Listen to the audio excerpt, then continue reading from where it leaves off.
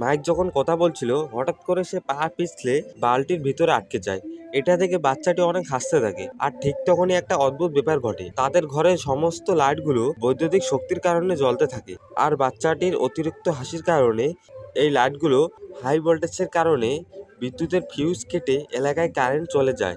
তখন তারা দুই বন্ধু বলতে থাকে, আচ্ছা আমরা তো জানতাম বাচ্চারা যখন ভয় পায় কিংবা কান্না করে তখন অনেক বেশি বিদ্যুৎ উৎপন্ন হয়, কিন্তু বাচ্চারা যদি কখনো অনেক জোরে হাসে তাতেও মনে হয় বেশি বিদ্যুৎ উৎপন্ন হয়। তখন মাইক বলে, আরে না, আমার মনে হয় এই বাচ্চাটা বেশি বিষাক্ত, সেজন্য অনেক বেশি বিদ্যুৎ উৎপন্ন হয়েছে। তারা দুই বন্ধু যখন একে অপরে এগুলি নিয়ে কথা বলছিল তখন বাচ্চাটি একটি সুন্দর ছবি এঁকে ফেলে। এটা দেখে বাচ্চাটির প্রতি সুলির একটু একটু মায়া লাগতে শুরু করে।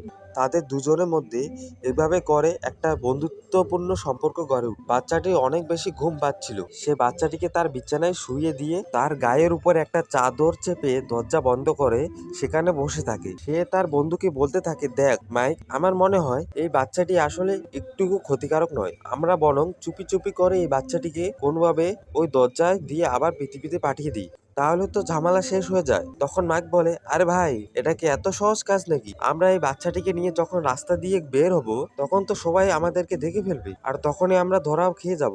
এইভাবে অনেকক্ষণ তারা দুজনে চিন্তা করতে থাকে।